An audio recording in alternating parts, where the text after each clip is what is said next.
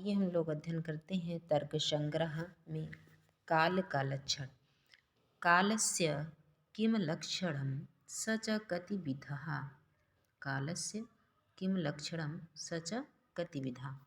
काल का क्या लक्षण है और वह कितने प्रकार का होता है। तो काल के विषय में हम लोग समझते हैं। आचार्य अन्नम भट्ट जी क्या कहते हैं कि अतीता दिव्य व्यवहार हेतु कालः। अतीतादि व्यवहार हेतु कालः। अतीत आदि के व्यवहार का जो हेतु है, जो कारण है, वही काल है। सच एको विभुः नित्यश्च। सच एको, और वह एक है। कैसा है? एक है। विभु है, नित्यश्च, और नित्य है। अर्थात विभु है, एक है और नित्य है। ये आरेख सहित वैष्णवी व्याख्या में देखिए बता दिया गया। अतीत आदि व्यवहार हेतु काला। अतीत आदि के व्यवहार का जो हेतु है वो क्या है? वो काल है, वो समय है। सच एको, और वो समय जो है वो अकेला ही है। लेकिन विभु नित्यश्च, समय एक है, विभु है और नित्य है। एक है, विभु मतलब क्या? व्यापक है, और नित्य है, हमेशा रहता है। ये नहीं कि ये समय आज है कल नहीं है। ऐसा नहीं है। आगे क्या बताया कि तर्क दीपिका में इसके विषय में क्या बताया? कालम लक्ष्यति अतीत एति सर्वाधारः कालः सर्व कार्य निमित्त कारणम च। अर्थात काल को लक्षित करते हुए कहा गया कि अतीत इति, जो अतीत है वही क्या है? काल है। और सर्वाधारः कालः, सभी प्रकार के कारणों का आधार है काल। सर्व कार्य निमित्त कारणम च, और सभी कार्य के निमित्त जो कारण है वो क्या है? काल है। और उसी में ये व्याख्या की गई, काल नियत उपाधि। नियत उपाधि है, ये नहीं है कि इसकी उपाधि बदल जाएगी समय के परिवर्तन से। नहीं, इसकी उपाधि जो नियत है भूत, वर्तमान और भविष्य। तो भूत, वर्तमान और भविष्य में इसकी उपाधियां हैं और वो नियत हैं। काल हमारे अतीत के व्यवहार का कारण है। हम कैसे थे, अब कैसे हैं, आगे कैसे रहेंगे। तो आगे कैसे रहेंगे ये भविष्य में हो जाएगा। किस तरह से हम हैं, किस तरह से हमारा कार्य अब हो रहा है, पहले कैसे हो रहा था। तो जो पहले कैसे हो रहा था इस पर विचार किया जाता है, वो भूत में चला जाता है। अब किस तरह से कार्य कर रहे हैं हम, वर्तमान, और कैसे आगे होगा ये भविष्य। ये निर्धारण कौन करता है? काल। तो काल का सिर्फ इतना ही लक्षण है, और इस तरह से इसकी व्याख्या में बता दिया गया है कि काल क्या है?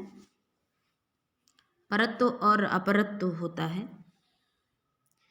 जैसे मान लो यहाँ पर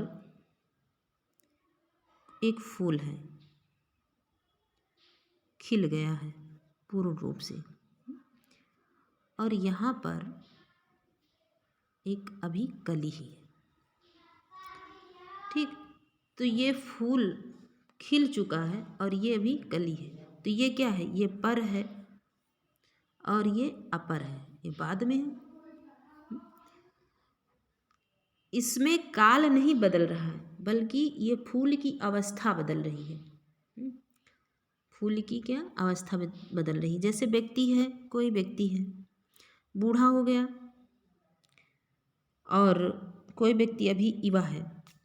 तो यहाँ पर व्यक्ति काल नहीं बदल। हम लोग कहते हैं कि समय बदल, हम एक व्यवहार में कहते हैं, जबकि ऐसा नहीं होता है। समय नहीं बदलता है, हमारी अवस्था बदलती है। और जो भी संसार में वस्तुएं हैं वो क्या है, परिवर्तनशील हैं, वो बदलती हैं, काल नहीं बदलता। तो इस तरह से हमारा जो काल है वो हमारे व्यवहार का हेतु है, कारण है।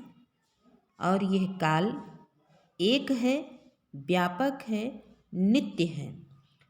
और इस काल को भूत, वर्तमान और भविष्य, इन तीनों रूपों में व्यक्त किया गया है, बांटा गया है। काल के साथ साथ इसी में दिशा का भी लक्षण समझ लेते हैं। दिशा और काल दोनों लगभग एक जैसे, ना तो दिशा कभी बदलती है और ना ही काल। दिशा लोग कहते हैं ना, ये पूर्व दिशा है, ये पश्चिम दिशा है, ये उत्तर दिशा है, ये दक्षिण दिशा है। लेकिन जब पूर्व दिशा में जाओ और किसी से पूछो कि कोई भी स्थान, मंदिर, यदि वो पूर्व दिशा में, तो पूर्व दिशा का व्यक्ति भी बताएगा कि पूर्व दिशा में। फिर पूर्व दिशा में जाओ, फिर पूर्व दिशा है। दिशा का अंत ही नहीं है, पूर्व दिशा। जैसे कोई वस्तु मेज पर रखी है तो वो मेज पर है, लेकिन दिशा पूर्व दिशा की ओर हम लोग जाते हैं, पूर्व दिशा में है। अब इस पूर्व दिशा में गए, कोई मंदिर है भैया, तो पूर्व दिशा वाला ही कहेगा कि पूर्व दिशा में चले जाओ। ये क्या है, ये पूर्व है, पश्चिम ये पूर्व दिशा है, पूरब, पश्चिम, और ये उत्तर, और ये दक्षिण। पूर्व दिशा में जाओ तो पूरब पूरब पूरब ही जाते चले जाएंगे। उत्तर में जाओ तो उत्तर उत्तर, उत्तर में भी उत्तर है।